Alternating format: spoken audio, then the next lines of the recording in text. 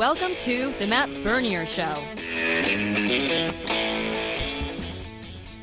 What's going on? The Matt Bernier Show on Friday, November the 18th, 2016. My name is Matt Bernier. You can follow me on Twitter at Bernier_Matt. This is a little bit different. We've got a couple different new audiences, and let's start off.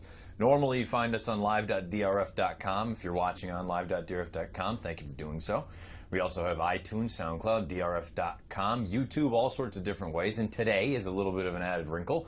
We have Facebook Live involved. So if you're watching on the Daily Racing Form page on Facebook, thank you for doing so. It's also a little bit odd because if you are watching live, that means that you probably are possibly seeing this twice because we're recording this at 10 o'clock on Friday morning, not the normal noon Eastern time, simply because I got to get out of here for a wedding.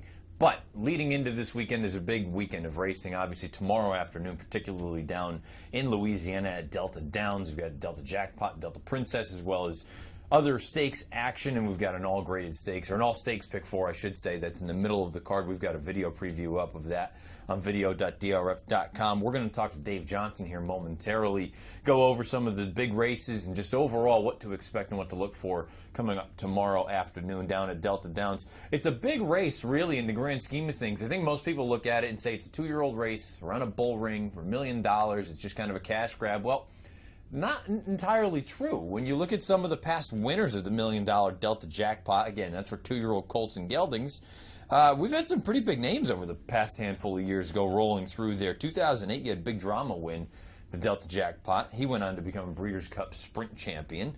And again, I think that's the most interesting thing about a race like this, considering the configuration, considering the time of year, post-Breeders' Cup, you're not necessarily going to all sort of true routers. Maybe you're going to get the precocious horses that can see out a mile and 16th going 2 turns around the bull ring. But down the road, that doesn't mean that they're ultimately going to be true routers. Big Drama, we saw he ended up turning back and becoming a champion sprinter. 2009, you had Rule. He was a future graded stakes winner and a multiple grade 1 place router. He won the race in 2009. 2012, we had another Breeders' Cup champion, a multiple Breeders' Cup champion. He had Golden Sense for Doug O'Neill. He won this race, and he proceeded to win 2 Breeders' Cup Dirt Miles, both of them at Santa Anita in front-running fashion. And most recently, we saw Exaggerator last year win this race, and he went on to do, obviously, bigger and better things, winning the Santa Anita Derby, the Preakness, the Haskell, and I'm not going to hold the wet track against him at the end of the day. Nice horse, certainly helped that he got a wet track. So, in the grand scheme of things, the Jackpot has been a pretty big race, and it hasn't been around all that long, and it's nice to see that it's getting some bigger names and some bigger connections going down, taking a shot. You're going to get plenty of the big names, and I'll dive into the real handicapping of this race, as well as the Delta Princess later on after we talk to Dave Johnson. But you don't want to also give short shrift to the fillies. The 2-year-old fillies, they'll run in the Delta Princess. That's also a grade 3, not nearly as much purse money, $400,000. Still nothing to sneeze at. Then the biggest name that they've had roll through there, just a horse called Tepin, who went on to become a Breeders' Cup Mile winner, went on to win multiple grade 1s. Going a mile on the turf, she's won over at Ascot, she's won the Breeders' Cup, she's won all over the place. So that race has also produced a pretty big runner in its own right. So big things coming. Again, if you want to check out that Pick 4 video Dan Illman and I did earlier this week, that's previewing the $200,000 All-Stakes Pick 4. I believe it's races 4 through 7, and I could be wrong. Don't quote me, but you can find it out on drf.com. I believe it's a 12% takeout, so it's something that you're certainly going to want to get involved in. In the meantime, we're going to take a quick break here on the Matt Bernier Show. When we come back, we're going to bring in one of the most familiar voices and names in all of racing to talk all about the Delta Jackpot. Dave Johnson, stay with us. The Keeneland November Breeding Stock Sale, the pinnacle of bloodstock opportunity, featuring siblings of Grade 1 winners like Caravaggio, Sweet Loretta, Honor Code, Songbird, Uncle Mo, and more. And beautifully bred weanlings out of Grade 1 winners like My Conquistadori, Daisy Divine, and Midnight Lucky. The Keeneland November Breeding Stock Sale, November 8th through the 20th. Learn more at november.keeneland.com. Win, the winner of the non-handicap. This horse is the complete package. He's won from 7 furlongs to a mile and 8. He's won on dual surfaces. He's won with and without Lasix, and he's traveled around the world and brought his A game with him. He showed that he was a very top-class dirt horse. Balance is key, and he was just perfectly proportioned. I think that's what made him so athletic and so efficient on the track.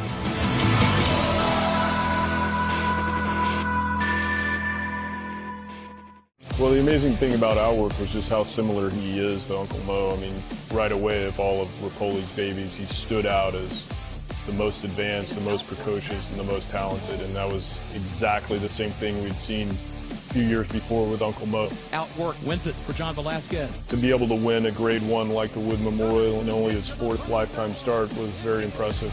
It is Outwork in front.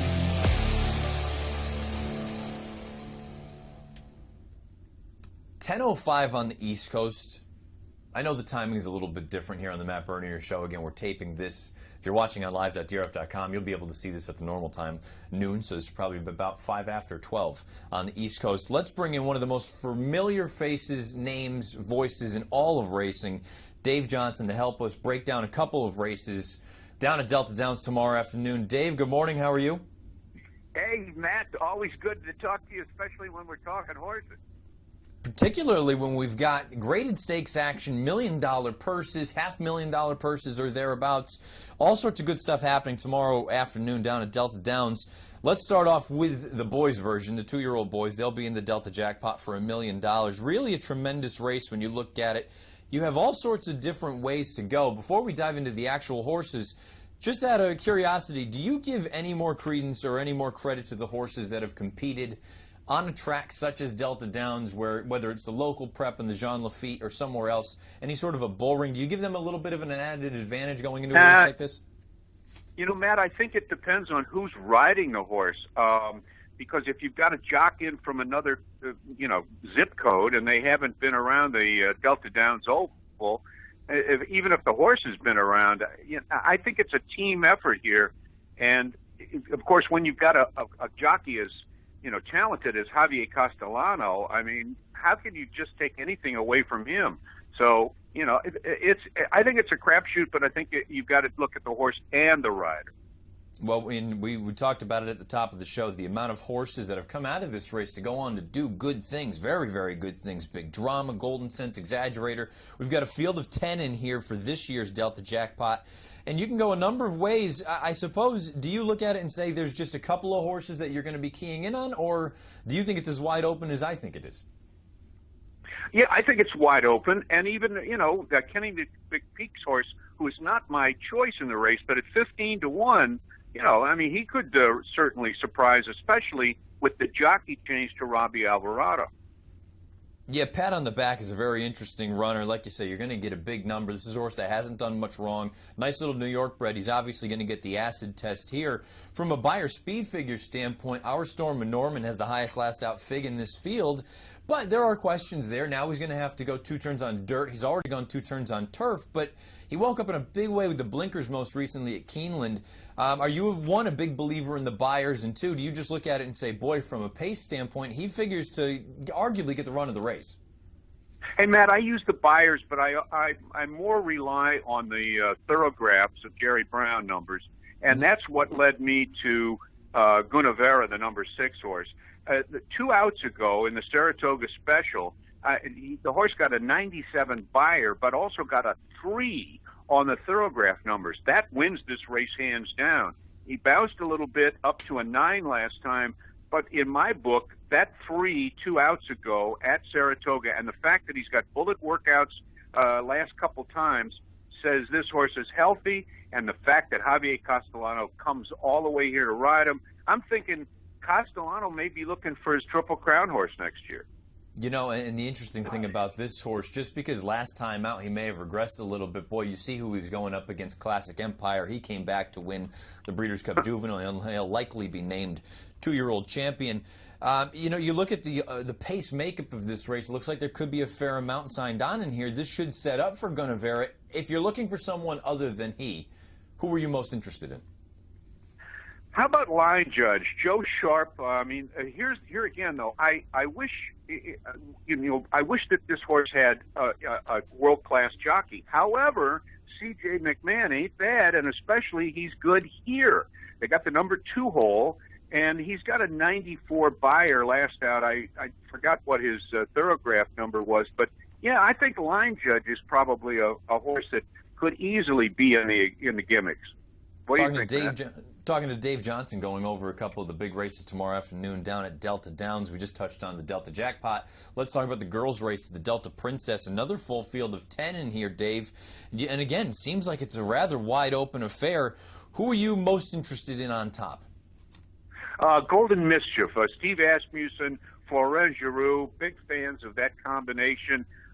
He won the prep at 2, and it just looks like that race also on September the 22nd at Churchill.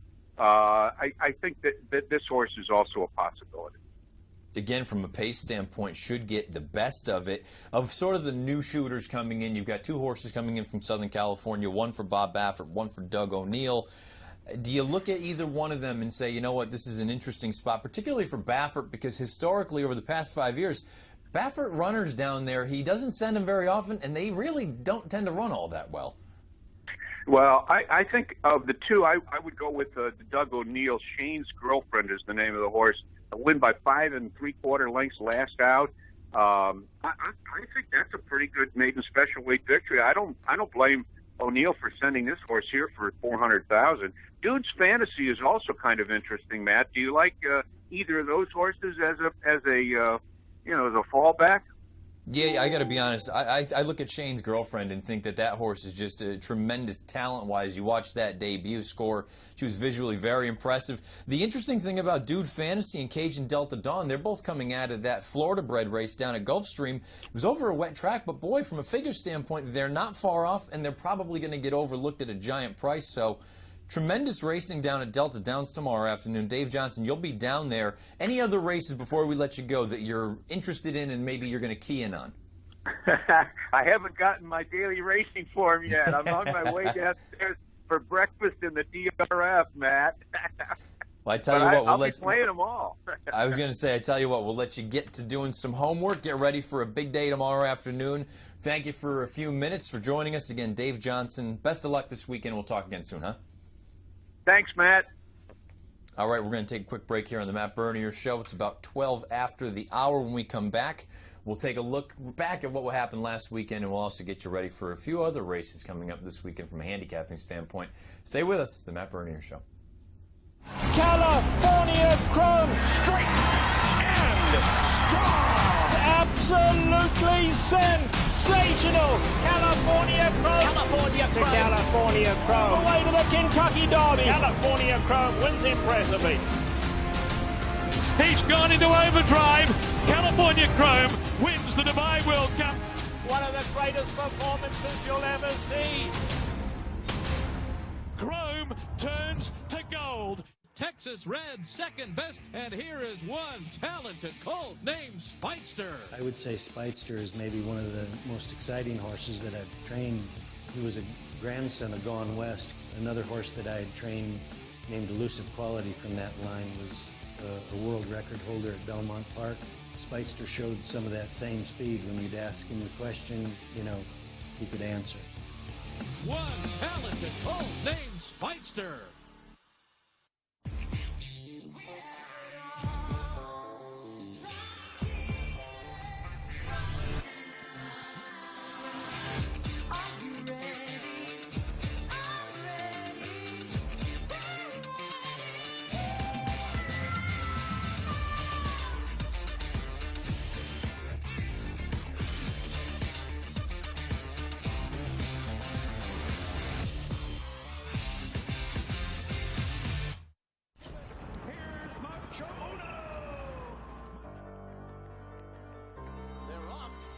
Breeders' Cup Classic.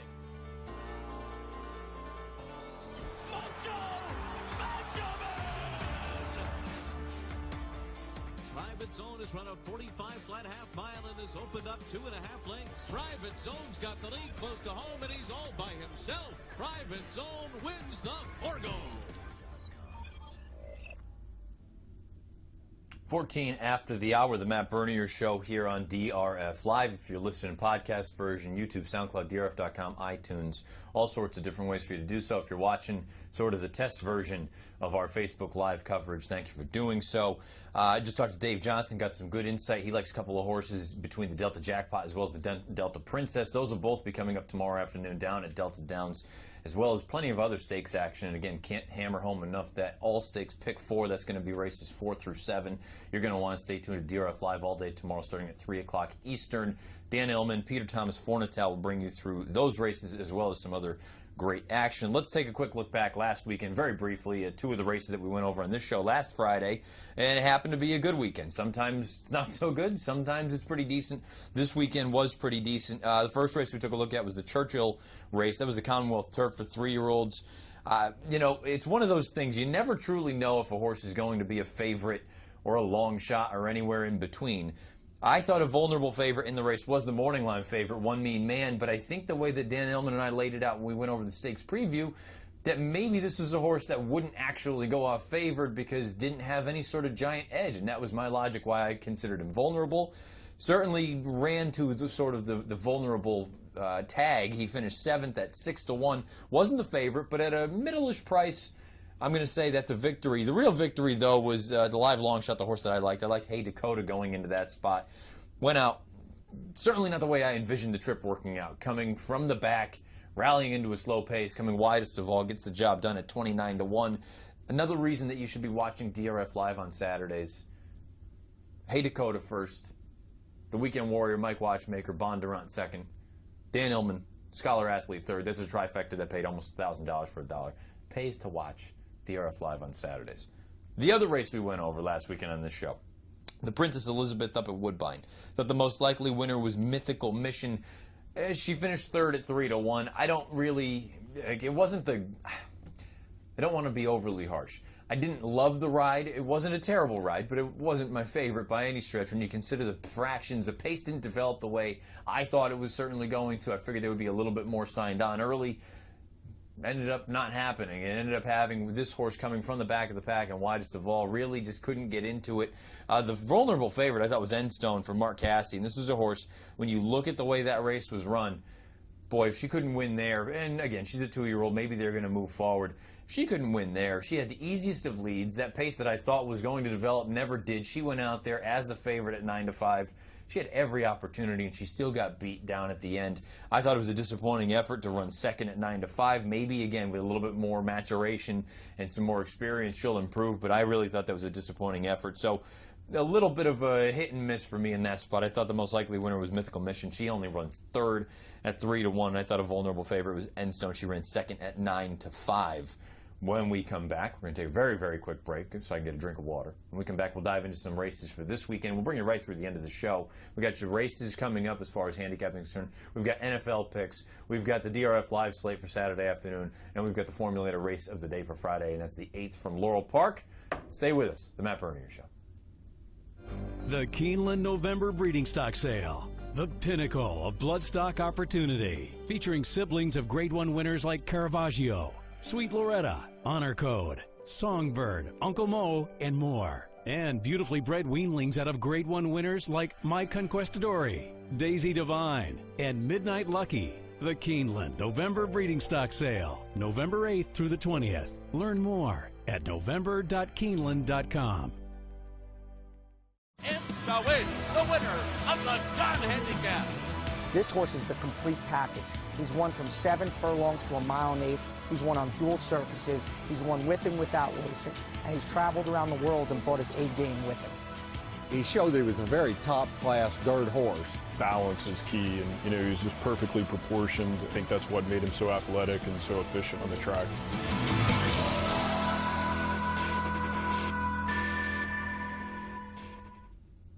18 minutes past the hour, the Matt Bernier Show on DRF Live. Let's dive right into it. We're bringing you right through the end. No more commercials. No more of that nonsense. Let's get you 3 races, previews. As far as handicapping is concerned, if it goes half as well as last weekend did, I'll be very pleased. Let's start off right at the top. Delta Princess, one of the 2 big races down at Delta Downs tomorrow afternoon. Let's take a look at that field if we could. If you're new to the show, if you're watching on Facebook Live for the first time, if you're watching on live.drf.com, however you're watching it, if you're listening to it, you've heard this spiel before. If you're watching, though, you're going to see the entry card here, and on the far right side of the screen, you're going to see my odds. Not the morning line, not what I think it's going to go off at or anything like that. This is what I consider fair value on each one of these these horses. These happen to be 2-year-old fillies going a mile on the dirt down at Delta Downs. I think it's a very, very interesting race. I think there's quite a bit of speed signed on in here. I really was taken by Shane's Girlfriend, the number 8 coming in from Southern California for Doug O'Neill. I thought the maiden score was tremendous. I believe she got a 77 buyer speed figure. You look at the way that she did it. She got out to the front, and I understand 2-year-olds going right to the top and not having to pass anyone, not the most impressive thing. It was the way that she did it. The other speeds that were involved, she buried them. They finished up the track. Second and third place finishers came from well out of it. One of them, I believe, was a 4-5 shot, the 4-5 favorite in that spot. I think Shane's Girlfriend has a lot of ability. We've seen that O'Neill can win big races down at Delta Downs, most notably with Golden Sense a few years back. I think this horse is, for me anyway, far and away the most likely winner of this race. You never know until they actually do it. And I mean 2 turns, I mean the bull ring, you never truly know. But I think she, for my money, is far and away the most likely winner of the race. I pegged her at 3-1. That's right in that sort of 24-25% range. Again, the way that you get these odds, you take your percentage, divided by 100, minus 1, you get that. There's your 3-1. I think a live long shot, though, in my pick in the race. These are my 1-2. These are the only 2 horses that I'm going to be keying in on. I think the most likely winner is Shane's Girlfriend. I think a live long shot is Chanel's Legacy. She's also my pick in the race. I really love that race from Remington Park. I like the fact that she can sit a little bit, particularly in a race where it looks like there's an abundance of speed signed on. I think she has the ability to sit a little bit. She's been pretty professional, all things considered. No guarantee that she's going to be able to stretch out, but I know I'm going to get a giant number on her. And I truly believe 6-1 is a fair number on the 7. Chanel's Legacy, Robbie Alvarado, as good as it gets, and riding arguably in as good a form as he has in a number of years. For me, it's 7-8 in this race. As far as the pick 4 is concerned, any sort of doubles that I'll be playing as I try and sneak away from the wedding and try to get some plays in, 7-8 for me, top and bottom. I like Chanel's Legacy, and I like Shane's Girlfriend. Let's move on to the big one. It's the $1 million Delta Jackpot. Field of 10 2-year-old boys. Let's take a look at the field if we could. You can go a number of ways in here. I think it's pretty wide open, but there is one horse that I like quite a bit more than everyone else. That happens to be the 9 J Boys Echo. If you get a chance, and you guys will see it tomorrow on DRF Live starting at 3 o'clock Eastern, you look at that stretch run, turning for home. Robbie Alvarado got all sorts of jacked up in behind horses, didn't have anywhere to go. This horse almost had to go basically over the rail, almost dumped Alvarado over the rail, shot to the inside and still won for fun. Opened up, won by 5 and change. I think, no joke, could have probably won by about 8 or 9 with a cleaner trip.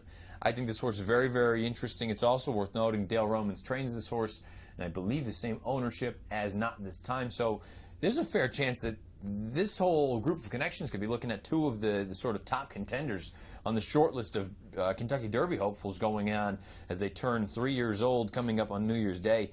A live long shot in this race for me is Ballandine for Chris Hartman. Very interesting horse. Very, very green with the lead changes. I thought the most recent run, though, in the street sense at Churchill Downs was very intriguing. Again, a little bit sloppy with the leads. But they dangled this one 3-back for 62.5 at Del Mar. Breaks through. 2-back. Gets the job done. Comes back in that big race at Churchill Downs. Only gets run down by a horse called McCracken, who I also think is going to be one that we'll be hearing about in time to come for Ian Wilkes, considering the Derby Trail. I think at a big number, he could be very, very interesting. These are 2 of the individual horses that I'm most interested in. I think Line Judge, who has the local experience proven over the track, I think that's going to go a long way. Very interesting horse in Line Judge. But for me, most likely winners the 9 J Boys. Echo live long shot is the 7 Ballandine. Let's go back to Churchill Downs. If it ain't broke, don't fix it. Worked out last weekend. Hopefully we can strike again. Let's take a look at the Cardinal if we could. You've got a field of 13 in here. This is a race where there are no superstars. Let's get that out of the way first and foremost. These are honest, hard-hitting fillies and mares, but they're never going to be considered Breeders' Cup caliber kind of horses. That's the reason I don't trust any of the short prices. I want to take a couple stabs in here. I think the most likely winner of this race is Kitten's Roar, and I say that a little bit tentatively because at 5-1, how likely do I really think she is? It's about a 16% chance, 16, 17%. I think she has a big chance. I think her tactical speed is really the difference maker, and that's why I consider her the most likely winner. I think a live long shot is my top pick in the race, who I'm really interested in playing. Odds pending, obviously. That's Lady Foghorn, the number 4. This is a tremendous little Indiana bred. She just wins on anything that she runs on, whether it's dirt, whether it's turf. 2 turns, graded stakes. She almost won this race last year over Yielding Going. And it all kind of comes back to the idea that I don't trust the favorites in this spot. And a vulnerable favorite for me is Cash Control. She has every right to hit the board. She has every right to win this race. And I wouldn't suggest throwing her out completely. I think if you're playing any sort of an exotic wager, particularly just this race by itself, I think you have to use her. I think throwing her out would be a little bit foolish because she shows up and she runs a race more often than not, and she loves Churchill Downs. But as far as a win sort of probability or contender is concerned, I don't love her chances. I made her a 5-1 shot. I understand it's the same odds I gave my most likely winner in Kitten's Roar, but I just think Kitten's Roar has much more upside than Cash Control does. So for me, most likely winner is Kitten's Roar. Vulnerable favorite, Cash Control. Live long shot is my pick. The number 4, Lady Foghorn. Let's move on to the NFL Week 11 Trifecta. 11-13 on the year. We had a 2-1 week last week. My Patriots let me down, not just because of the spread, but they just dropped the ball, literally and figuratively. They were, I thought, quite poor. The defense was just god-awful Sunday night. But we move on. And I've basically sworn off playing the Patriots, whether I'm laying them, whether I'm backing them. I'm basically just writing them off. They're just a different animal. So 2-1 last week. We're at 11-13-0 on the year again. We're trying to get to 52% at least.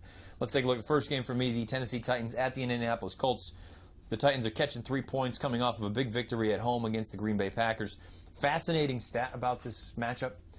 You know the Colts have won 10 consecutive games against the Tennessee Titans? Home, away, doesn't matter. 10 straight the Colts have won. And I'm basically saying, don't matter. I think the Titans could possibly win this game. Their most recent matchup was only a handful of weeks ago, and I thought, I understand, again, the Colts obviously won just based on those numbers, but it's the way that they're trending. I feel like Tennessee is slowly putting things together. They've got one of the top rushers in the league in DeMarco Murray. He looks like he's reborn. Got out of Philadelphia, and he looks like a different running back. Marcus Mariota slowly taking those sort of forward moves.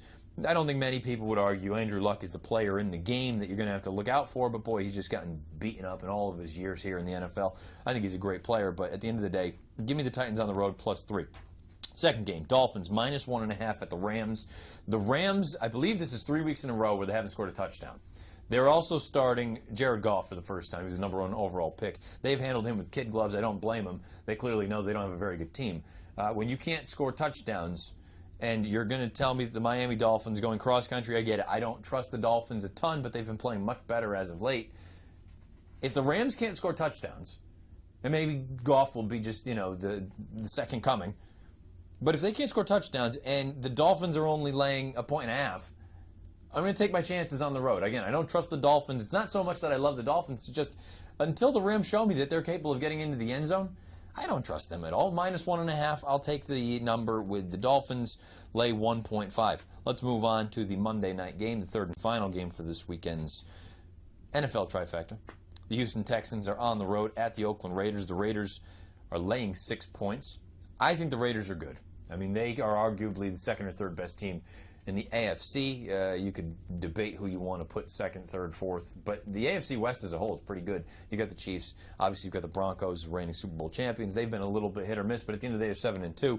The Raiders are 7-2 as well. Derek Carr, at the end of the day, he looks like he's the goods. You feel bad for his brother, David Carr, who I don't think ever really got a true chance.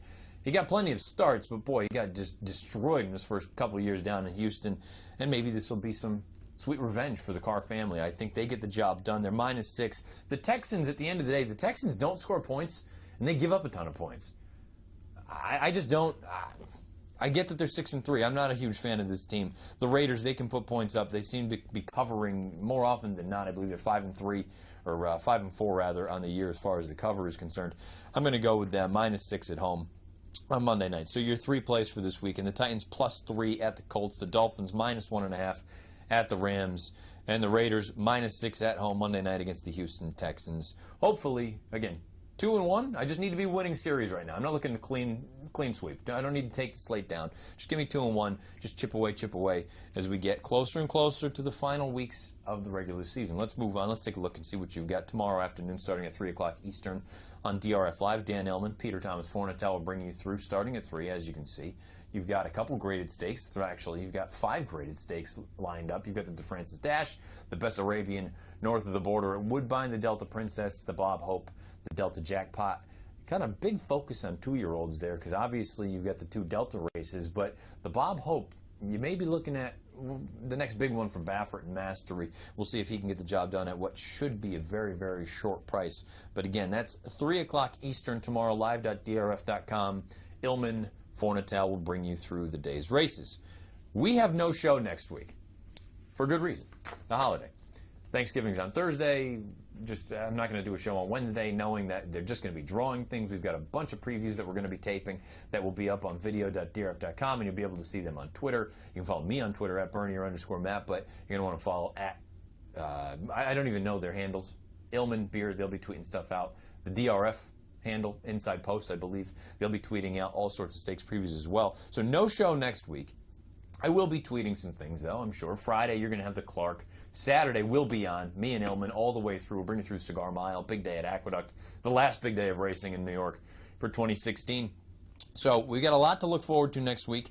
We'll be back at the normal time, noon Eastern, 2 weeks from now on Friday. We'll bring you through a couple different things. We'll rebound and recap what happened next week. As far as the holiday racing is concerned, you got big races too. The Fall Highway, you've got the Fabulous Strike. We'll be going over a couple things again early next week before getting you ready for the holiday weekend. Without further ado, and I understand, bear with me. This was an early call for me. I'm not a morning guy. So this is 10:30 on the East Coast that we're recording this. You're going to be watching this on live.drf.com. 12:30 as we're wrapping things up. When we get back to the normal time 2 weeks from now, we'll be sharper. We'll be good to go. I want to thank Dave Johnson for giving us a little bit of time. Best of luck tomorrow with all of your plays, and you can, again, watch all the coverage on DRF Live. But Delta Downs is going to be the focal point. You've got the Delta Jackpot. You've got the Delta Princess. As far as today is concerned, and we're going to wrap things up, we'll get you ready for the formulator race of the day for Friday. It's the 8th race at Laurel Park. Dan Illman, Mike Beer, take it away. We'll talk to you in 2 weeks.